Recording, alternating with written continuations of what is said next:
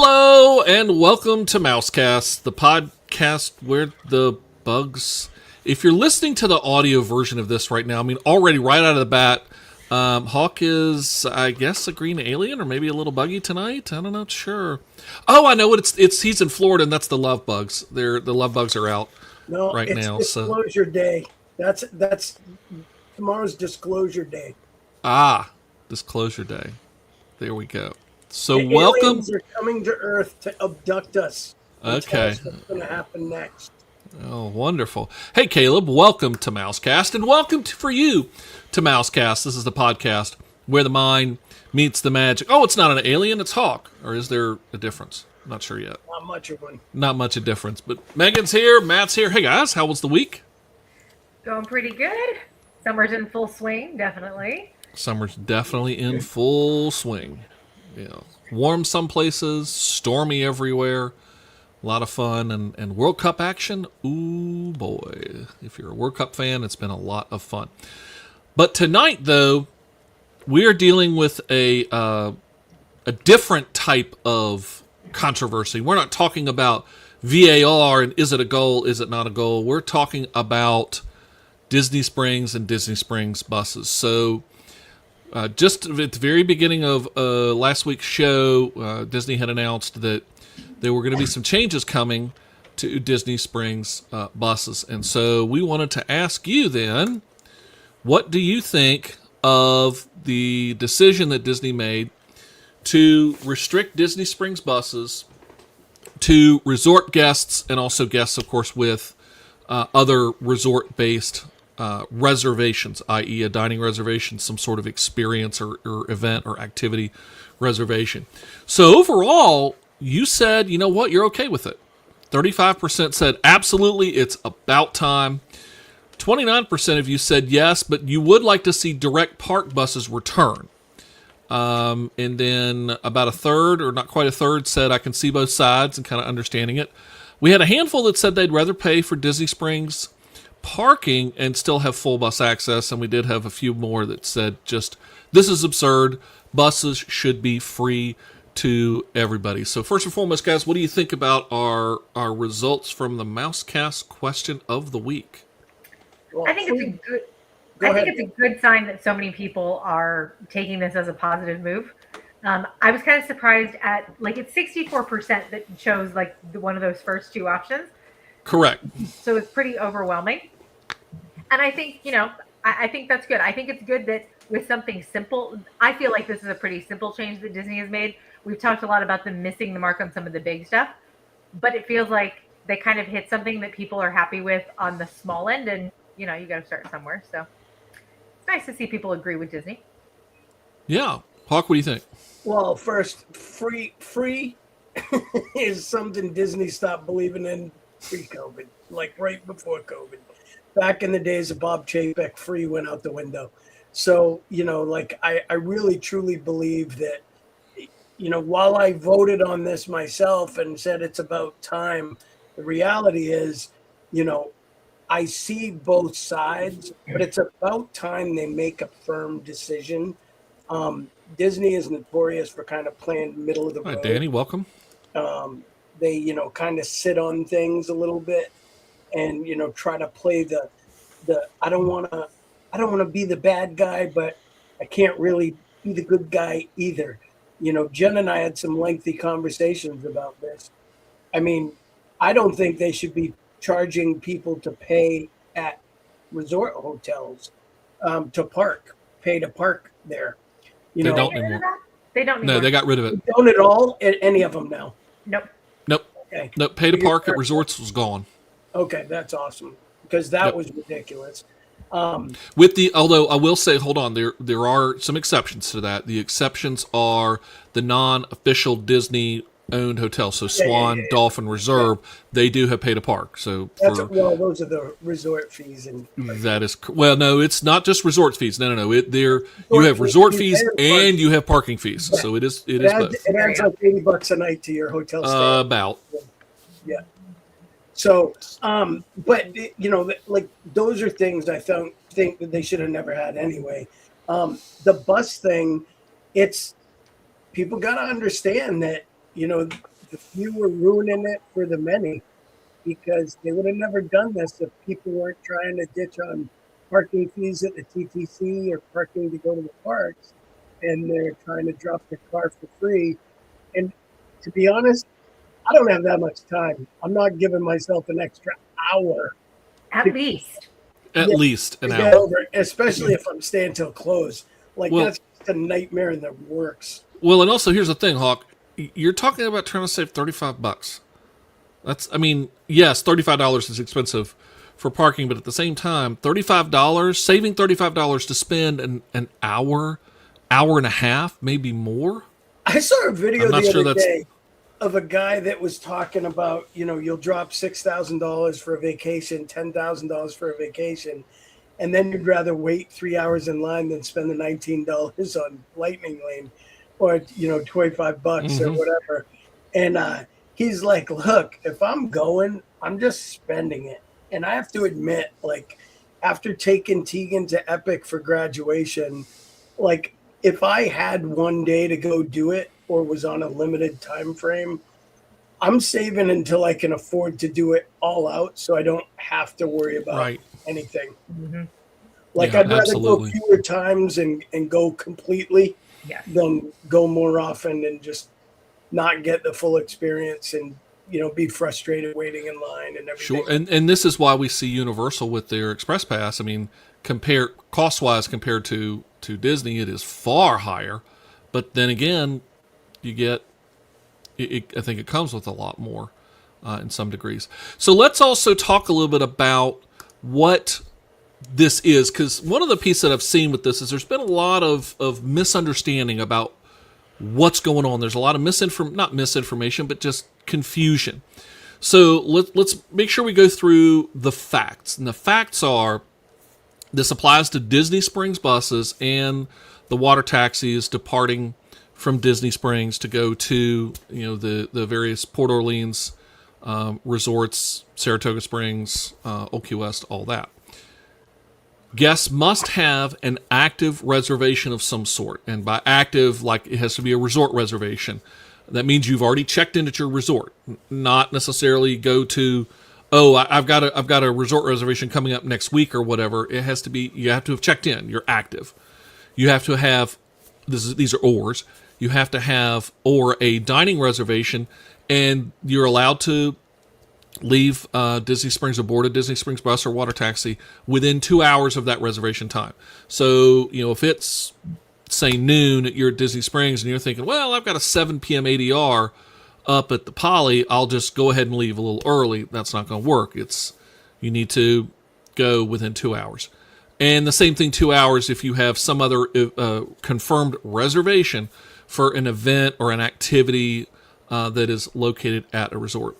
So what is not true that's come out and that people have been talking about, and I think maybe are misunderstanding this. This does not apply to the parks or the resorts. So if you're going to the parks, you can resort hop all you want from the park to the resort all day long. That nothing has changed there. You can go from any park to any resort. All this affects is Disney Springs.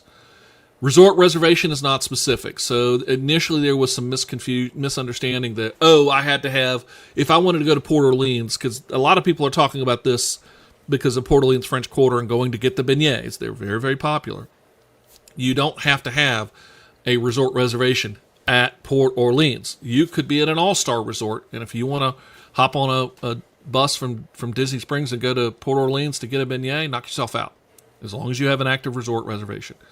And as I said, resort hopping is still absolutely open, completely. The only other place that this affects is, for an annual pass holder, that if you don't have a resort reservation or a dining reservation, you have to, and you want to resort hop, you have to go park at a park. Remember, you're an AP holder. The parking's free anyway, or not free, but included. So go park at a park and off you go. So, guys, some thoughts on some of the misunderstandings and some of the confusion that has come out because of this. It's gonna suck if I go to Port Orleans, Riverside, or French Quarter and park my car there and either walk over or go to the French Quarter and get my beignets and then boat over to Disney Springs, and then I can't get back to my car. That's going to kind of suck. Well, you got to be mindful. So if you're an AP holder, you know, bouncing through Disney Springs is not something that you can do.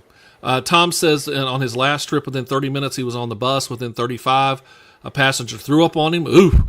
He said he didn't get the worst of it. Fortunately, I'm not sure, fortunately or unfortunately, there was a 6-year-old between us. Poor kid. Apparently, he got the brunt of it. So, you know. So fortunately, I don't know that applies here, but what it does, though, it does totally, Chuck, because what he's saying is he's never going to have to worry about riding the buses from Disney Springs. Well, this is true. Because he will not get on them. So yeah. That clarifies that one. Yeah, and again, let's talk about the fact, and we have brought this up previously on several MouseKast shows, about, while Disney will not officially say this, it seems pretty obvious why this is being done. Folks were trying to skip out on paying a very minor parking fee of $35, and they would do this little workaround. And very minor to who, though, Chuck? Like, let's be honest there. $35 is not very minor. That is not. I'm sorry. I understand you're talking about Disney, but I'm going to be honest. If you're going to bring park prices to $200 a day, mm-hmm. if I have a ticket, I should be parking for free. That's reality. Like, I don't disagree with you on that, but so it's not that's a different ballgame. Parking charge. Yeah, like that's a significant amount of money, and you know, for preferred parking, you're up into the $50 to $60. Yeah, you know, and that's insane. That's a $30 a park ticket to park your car there. That's nuts. I'm sorry. That's not. It's not a minor amount of money. It's not like, oh, here's an extra $5 to park. No, but at the same time, again, you're saving. You're trying to avoid spending $35, and you're adding an hour and a half. By the way, one way. Each way, yeah. Yeah, not just to be able to. If I'm going on vacation, I'm doing it big, but locals that have time to kill. I'm going to be honest. That's a lot of the people doing this. It's a lot of the pass holders. It's a lot of the locals. It's they're trying to beat the system. They've always gamed it. You know, I mean, I've done it. I'm not going to, Mickey, don't tell anybody. But I've made reservations and gone in and then gone to the park for a couple hours before I come out and leave. We're only there for a few hours. So usually the 3-hour window, even if we were to eat, is still okay for us to get over to the parks afterwards and go do something for a little bit and then leave if we park at the resorts. But it's one of those things where, the select few have ruined it for the many. But I think the problem is Disney is also kind of still doing that money grab on everything. It feels as though, any place where someone's shorting them, they're now cutting it so hard instead of just making some kind of, realization that, hey, we might have to set some parameters on this. That's fine. But I mean, I think they go a little too far with forcing it sometimes. They should, if you're paying $200 for a ticket, just let people park at the parks, eliminate the issue. Annual pass holders don't pay to park even over there anyway. But for some reason, locals sometimes will do the Disney Springs thing. And I think also it's got to do with the hours. Springs stays open later. It gives them the opportunity to go back, hit the bar, hit the, restaurants and kind of party and already have their car there. Well, and, thinking about, they're doing this right before 4th of July, one of the busiest days of the year. And that's certainly not only people headed to the parks who paid the $200 to get into the park, but people who just want to go see the fireworks and then want to get access to a monorail resort, right? Yeah. They're just trying to get there for all of that. Yeah. It creates a pain of a traffic situation for cast members trying to get to and from work. That area is awful to drive through anyway. It's always been a pain, even after they put the bus lanes in. It's so confusing. There are people driving all over the place. I'm personally, as somebody who stays on property, I love this rule because it in those busier times of year, it just keeps the extra people off the bus. Well, And it also opens up the Disney Spring garages by default, right? Like, absolutely. Yeah. they're always sitting full. It's hard to find parking Mhm. sometimes. You're driving around for a long time, Mm-hmm. especially on those busy nights. This prevents people from just parking and sitting for Mhm. 8, 10, 12, 14, 16 hours, leaving their car in a garage. So I understand it. I mean, you know, are they checking So checking Danny asks, are they checking at resorts to Disney Spring or just at Disney Springs to resorts? It is only from Disney Springs to the resort. So if you are at the resort and going to Disney Springs, they're not asking for anything like that. This is only the opposite direction. This is departing Disney Springs on a bus or on the water taxis. And Danny, don't worry, the bus to New York is still available out of Disney Springs. You'll be all set. So, Matt, what do you think? This is something that has garnered a lot of attention and some pretty strong viewpoints on both sides of the argument. So I didn't even really know this was an issue. So I'm going to be kind of honest. Like I just never really thought of it. Like, between the money situation or the buses are crowded to begin with. But honestly, I just kind of just never noticed that this was some kind of issue between going from Disney Springs going anywhere else. So I'm kind of I guess I'm on the fence on this. Like I just don't really have that much of an opinion because, like I said, I just didn't know it was that much of an issue going on. So, Well, and Chuck, yeah, Danny's like, comment here. He says slight workaround. I got a little workaround. $8 to $12 Uber from Disney Springs to Beach Club or whatever resort. If Disney thinks, to Hawk's point about the price of parking and all that stuff, if I don't know that Disney necessarily thinks, oh, we're going to force people to park and pay $35. Maybe they're thinking this is going to be a cash cow for them. I don't think so, but it keeps the crowds off. But absolutely, people could still park at Disney Springs, leave their car there for 8 to 10 hours, and then go, elsewhere. And then they could either do the buses on the way back to Disney Springs, or they could do again you could do Uber round trip for less than you can still park at the park. So It's not like this is going to chase everybody off from just parking at Disney Springs. Yeah, there.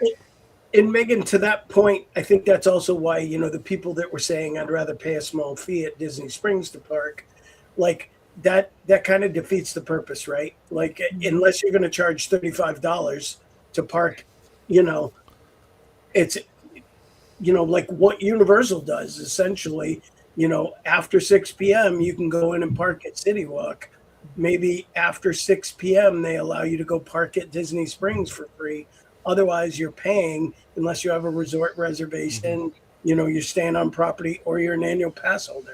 They could make the same rule at Disney Springs that they do at Universal and just charge people to come in. Yeah. Now, I'm going to bring up one thing, though, on Danny's comment, though. There's a catch to this that, from what I understand, though, remember that Disney has also been tightening and cracking down on people just parking or going into the resorts just to go visit and tour. Now, it's one thing if you're taking an Uber from the airport and you're going to the beach club because you have a resort reservation. They're going to put you through the gate there. But there have been some instances that I've been reading lately where they will say, I'm sorry, but no, if you don't have a dining reservation, you don't have a valid reason to visit the resort, you're just going to look around, they're going to say, I'm sorry, but no. And that's apparently, according to some published reports I've read, starting to happen, that they're trying to crack down on that too. So this idea of taking the Uber, grain of salt there, you do run the possibility of this. I think you got to be picky about which resort you're trying to Uber to, because there are certain ones that definitely see a higher volume. And again, we're headed towards 4th of July. They'll be cracking down on 4th of July because they've got so many people trying to come in, I'm sure. So, yeah, and I'll add to that, too, that the Uber thing, also keep in mind, $8 to $12 at non-peak hours, not close time, when you start adding surge pricing and everything else. If you have a large family. That can go up a lot more than $8 to $12, one. And two, the other side of that, to Chuck's point, you can Uber to a park, But what are you doing when the, like the park you want to go to, say you're trying to get to Animal Kingdom Lodge? What's your workaround on that? I mean, I guess you can go and then take a bus, but do they start checking buses at the parks for resort reservations? Well, again, keep in mind, why did they do this to begin with? People were abusing it. If guests start finding another way to abuse this, then it's just going to add to another bit. But you and I both know that's all that's going to happen. The next big workaround will be in Dresden 3 to 5 years. Yeah, this is what Disney does. This is the game. And they're pushing us to be creative here. This is good. They're making us think. They're making people. They are making us think.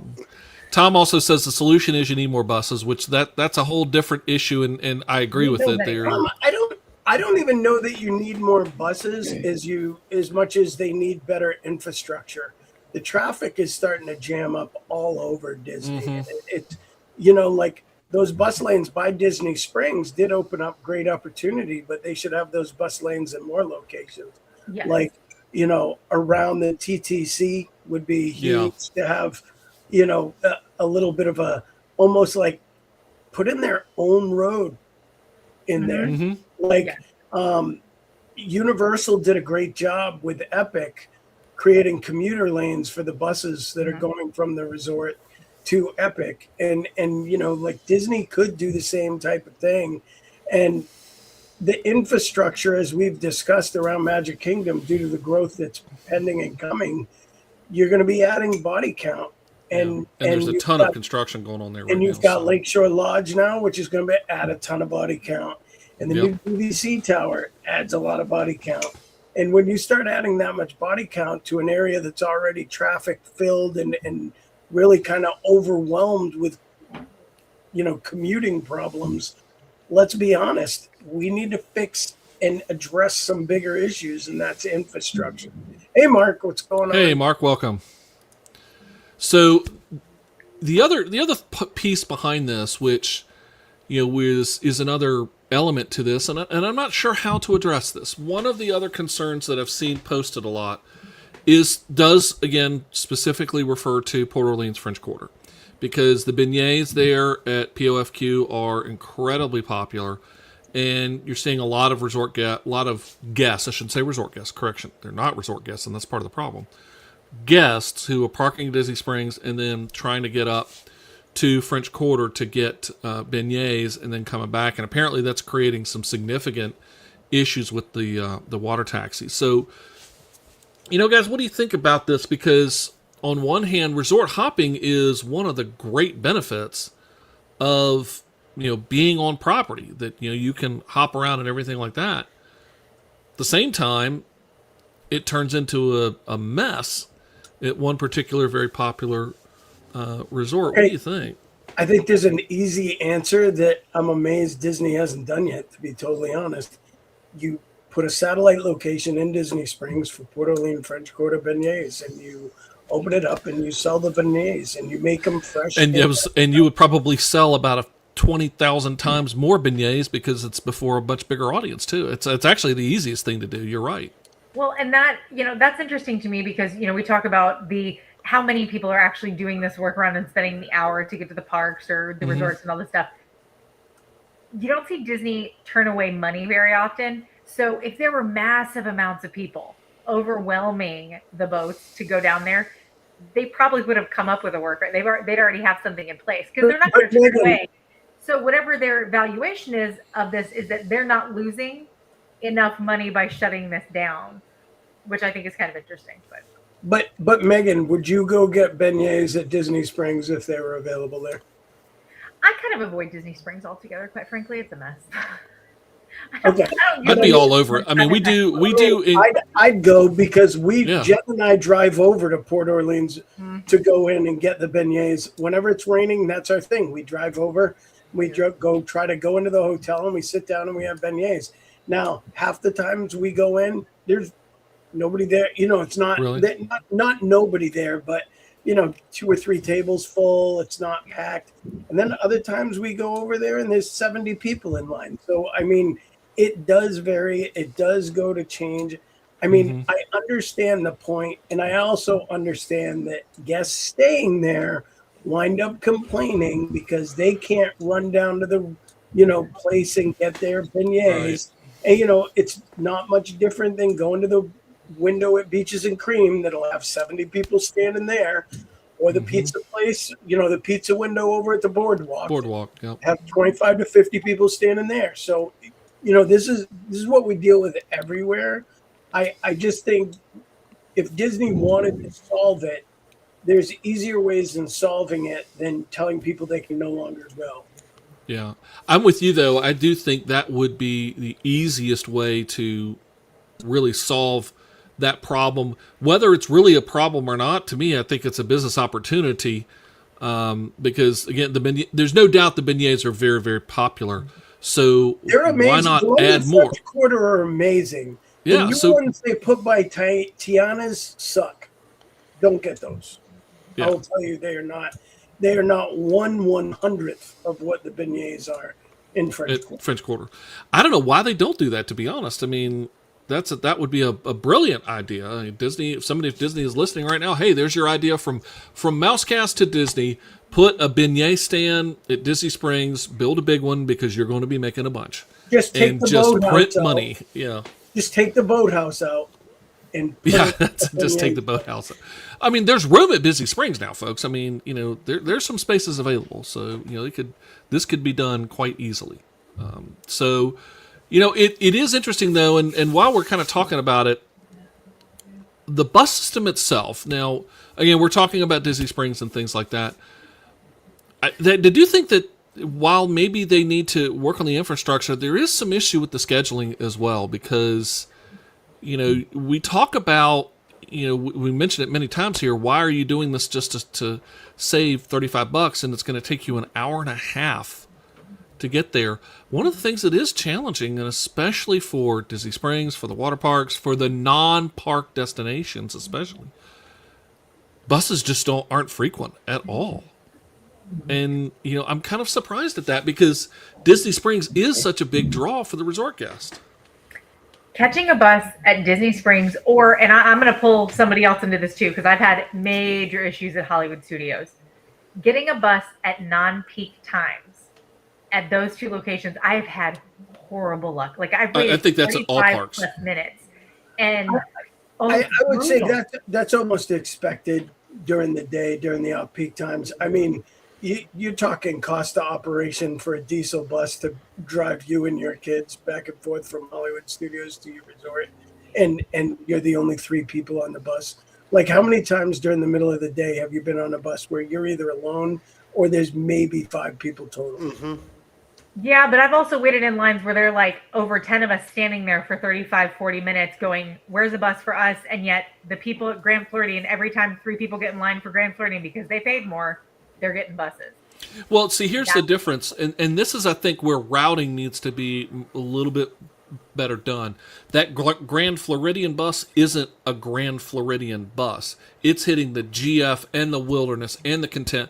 It's doing a big loop. The same thing for Beach. It's going to hit Beach and Board and Swan and Dolphin and Yacht, Yacht Beach. So it catches all of these midday. And then, yes, during the peak times, morning and evening, then they start doing specific resort buses. But there are some resorts that are out there that just, I guess, there's not a logical, easy loop to do. What was one you were thinking? We were specifically thinking about, Megan? I know that when we're Animal Kingdom Lodge. Yeah, and see, that's out in the middle of, not middle of nowhere, but I mean, it's hard And to. we've done even at Coronado, it's been harder getting back. You're at solo resorts though, to Chuck's point. Yes. Like Fine. those are the tricky ones, and if you stay at Caribbean Beach, you got to wait for the 37 stops to go around that loop. I will never take. I won't stay at that resort ever again for the buses because of the buses. That ruined that whole resort for me. I could care less that it's on the Skyliner now. You won't catch me dead at CBR. I love Caribbean Beach, but Caribbean Beach is a love it or hate it. There's no in between. Right. I really don't think there is. It's I mean, very lovely. the It is Caribbean Beach so becomes large. a problem for Animal Kingdom and for Magic Kingdom. The Skyliner is such a huge game changer For Caribbean But Beach, if for you're Epcot not- and Hollywood Studios, they're easy. But if You're not on the that's not first near stop of the bus Skyliner. coming in. It's 45 minutes just to go to the last stop in Caribbean Exactly. Beach by itself. It doesn't Yeah. matter what resort you're going to or what park you're going to. It's a 45-minute bus ride in the resort loop. It's ridiculous. Going back to the buses, like at the parks and stuff, and with the midday lull, what I would love to see, and again, this is another cast member that you got to have somewhere, but it'd be really great if there was a cast member stationed just maybe for those middle hours of the day at each parking lot to say, hey, we got a bus coming through. We had a beach club bus come through 5 minutes ago. There's not anybody else waiting around for those resorts, but I got 7 people here waiting to go, somewhere else. Can we reroute? And, just Yeah, kinda like have a field somebody say, coordinator. It is a coordinator or somebody would be really Chuck, good. I think that sounds great in theory, but think about it from an execution standpoint. With the sheer number of resorts, the sheer number of parks those buses are going to, and then you're trying to tell these drivers, hey, we're going to reroute you over here, you go here instead. And they do that sometimes on their own, but I mean, it's not conducive to I think Disney tries to do the best they can. They do to the points earlier. They could use a few more buses. Now, here's something I also know. Very hard to find bus drivers for these jobs. It's not as easy to hire for these roles as people think. So part of that could also be staffing issues. It may not be actual vehicles. There's a lot of factors that it could be causing this, but I think a couple big things that have to get, dealt with over the next 5 to 10 years with the sheer growth and continued building inside Walt Disney World, we have to address transportation infrastructure. Yeah. Like it has to get dealt with. And to be honest, that should be one of the bigger announcements at D23, not some new land that's going to bring in 5,000 more people. They need to start talking about what they're going to do to update transportation issues to better serve guests in a more quick and reasonable manner, because there are a lot of complaints. When you pay for 5-star, you expect 5-star. And to your point, Megan, that's why people at the Grand are waiting 5 minutes for a bus, because for $900 a night, they can afford to run buses every 5 minutes over there. Right. And as a business owner, I'd do the same. Like, that makes sense. If you want to stay at All-Star and cry to me about, hey, stay at a better resort, sorry. Well, but now All-Star will be over sometime tomorrow with a 5th wheel hayride and pull you over to the Magic Kingdom. But I'm gonna defend a little bit on the bus coordinator thing, because it's more than just rerouting. What it also shows, I mean, this is from a guest relations perspective. It shows the fact that, hey, number one, we're here and it's somebody to talk to. A bus, because what you don't have and I'm going to use Magic Kingdom for instance, when you're standing at your resort, what do you have that you can look at? It says next bus at X time ish, and we know it's ish. None of that information is made available at the big bus stands. That it's not there. Yes, is it in your app? Perhaps, but again, that's a little bit different. Having that there, folks. We got another bus that should be here in about 7 minutes or so.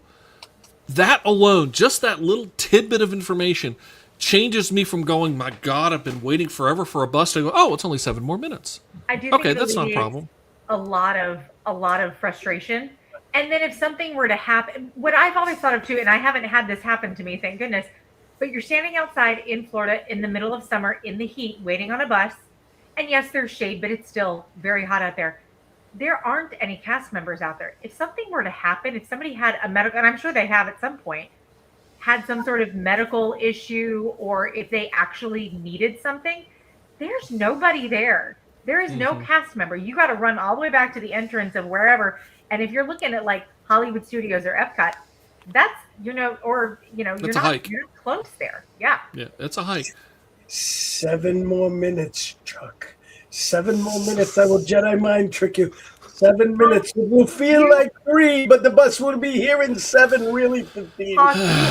Daddy and mind tricks don't work on me. Underestimate the calming effect that it has on crowds. Just it really does. I mean, this is customer relations 101. I understand the point, and I think to that aspect, having a cast member out there, that's not necessarily a problem.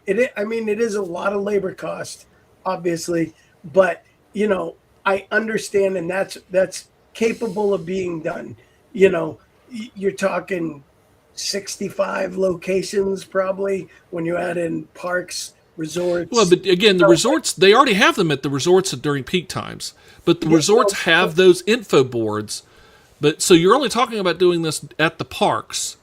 So you need for each of the parks, and you think about the bus loops, you might need 5, 6 per park, because you don't have to have a cast member for each destination. They can kind of do the circuit up and back, and address multiple, And where you really have a problem. Why do they have to wear a dress, Chuck?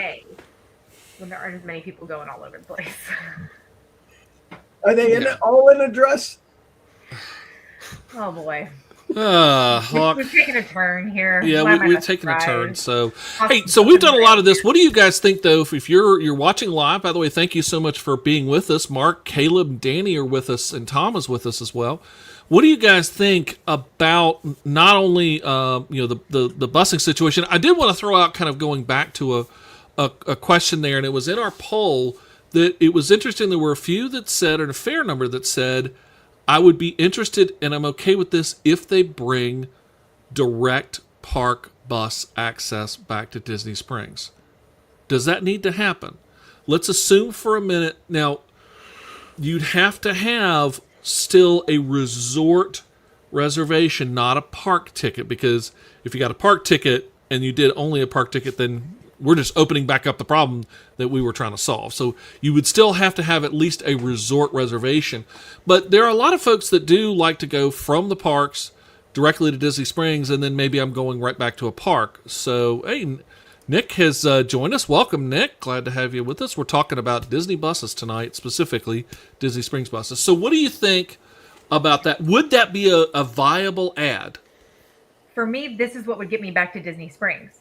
Because right now, Disney Springs takes out that's such a time-consuming thing for me to do.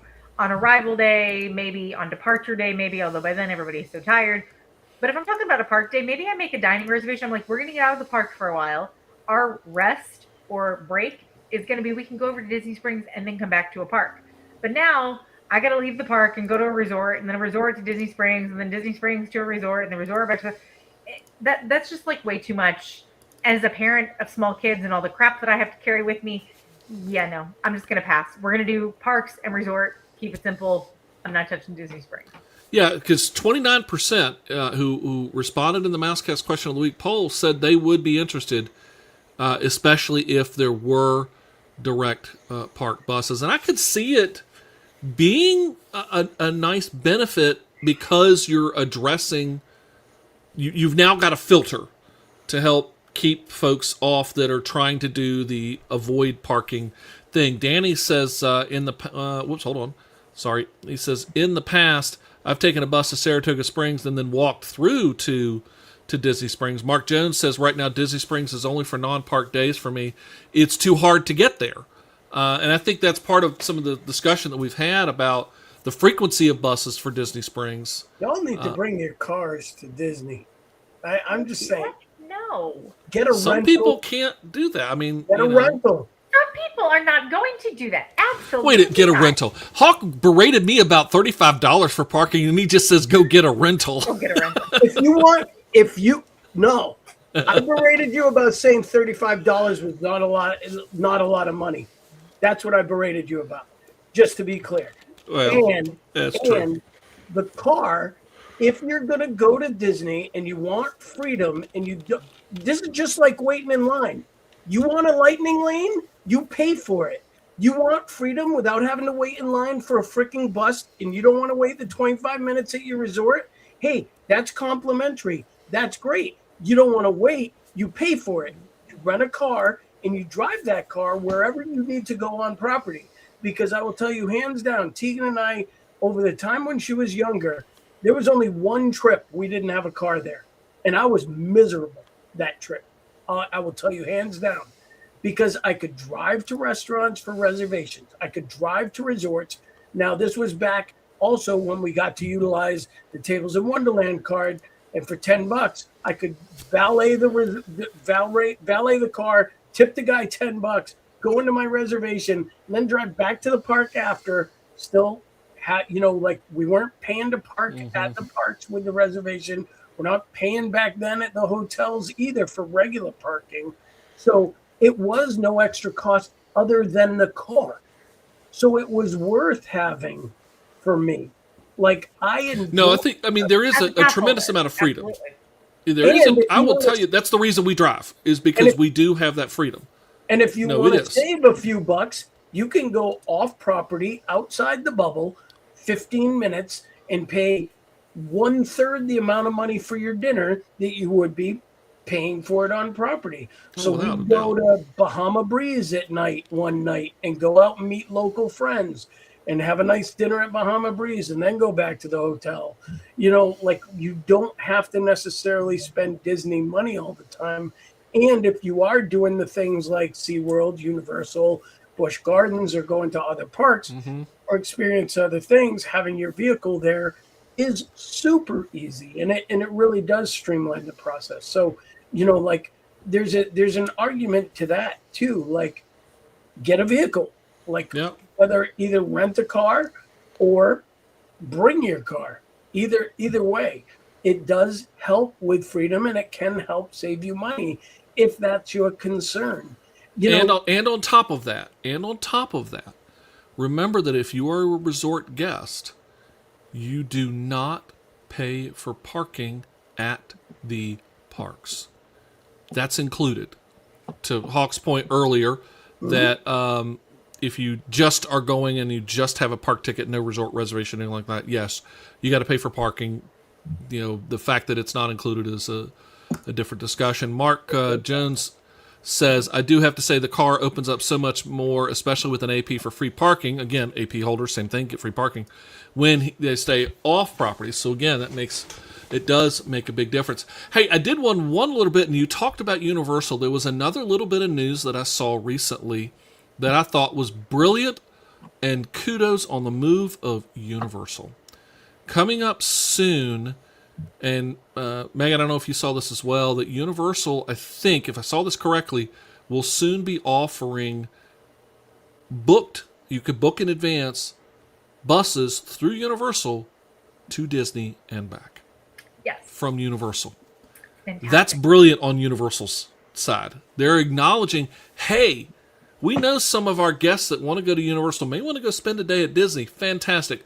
Home base with us at Universal, and we'll take care of you to Disney and back. A brilliant, brilliant move. And their hotel costs are still generally, if you want to get into the outside of Helios,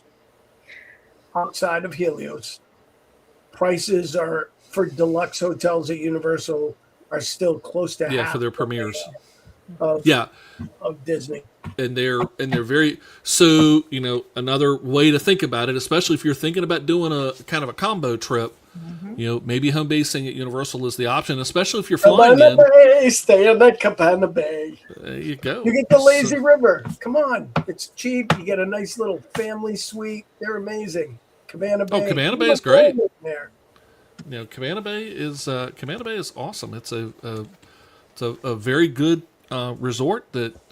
And by the way, you're right there, by the way, at Volcano Bay. And speaking about a great lazy river, or not so lazy river, they got two of them, and one of them is not so lazy, which I also love. I think it's great.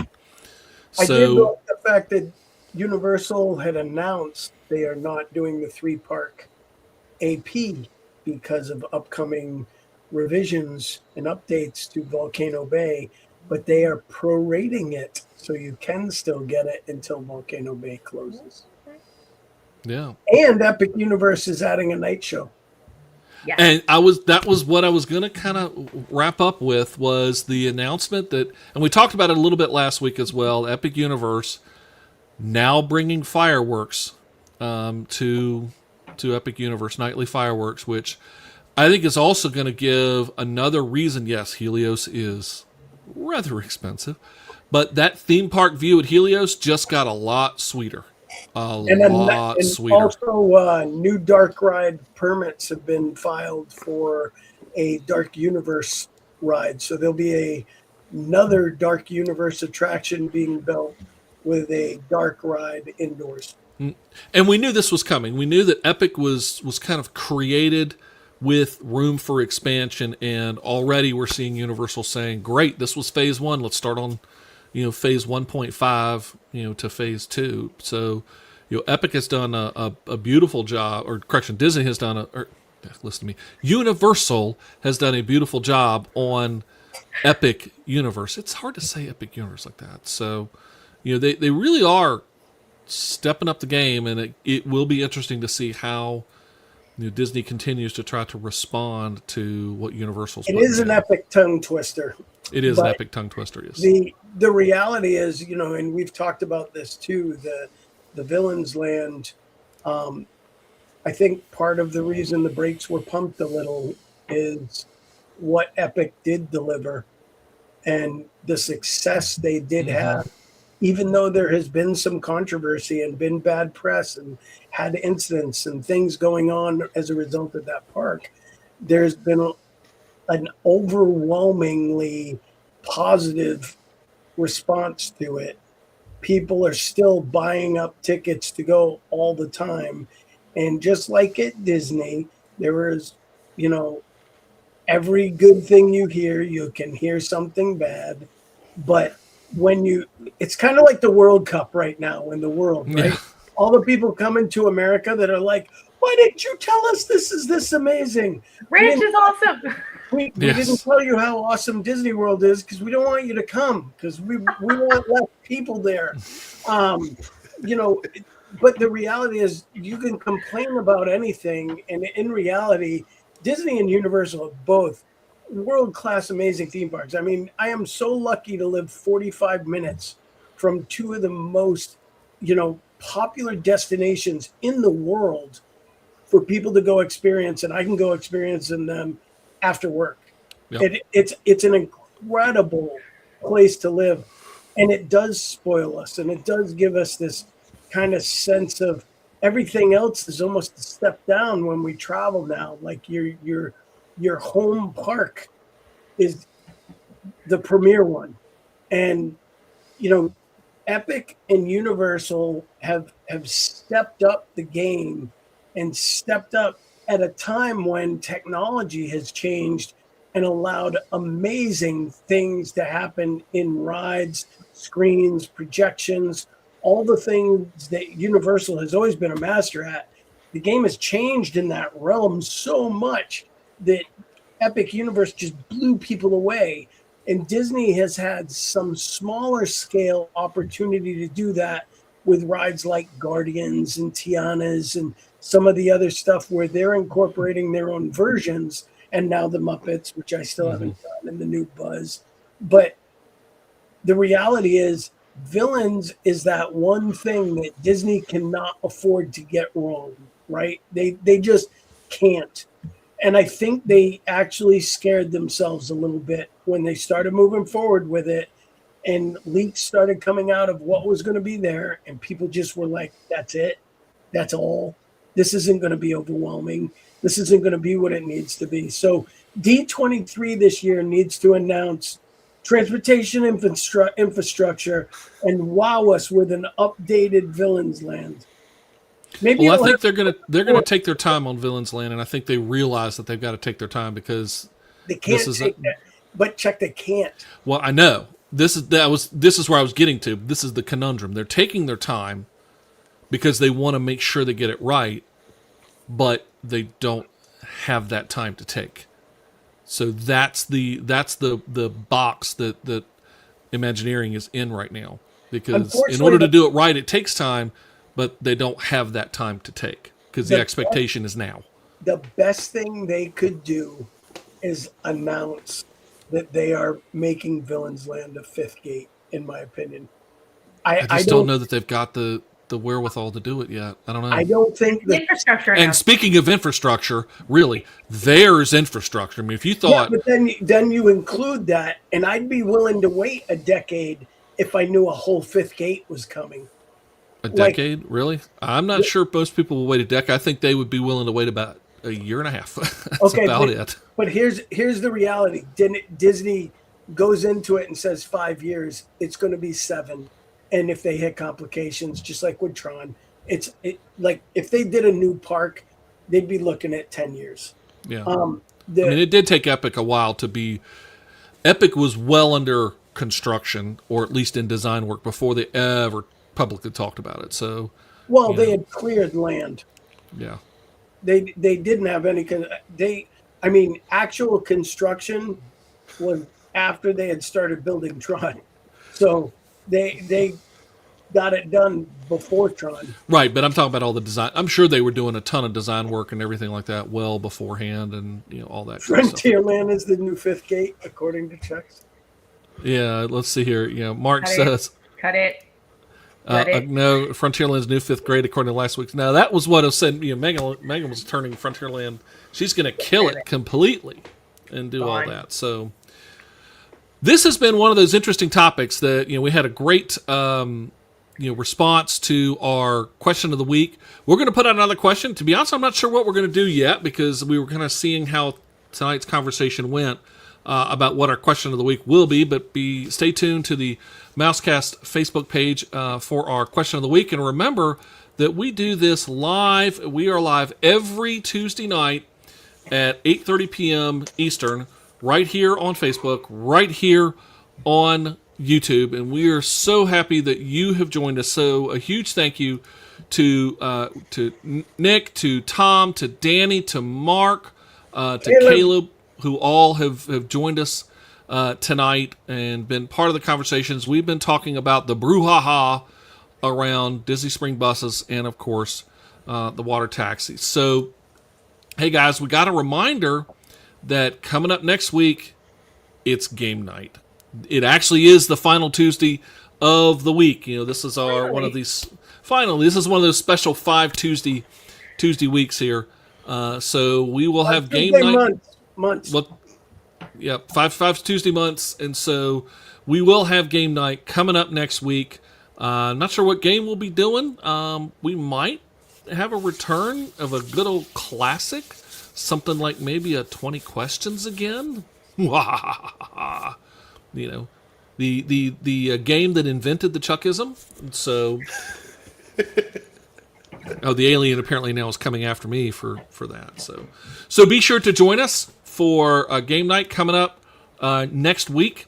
And as well, we want to, Danny says good night. Mark says we are being invaded.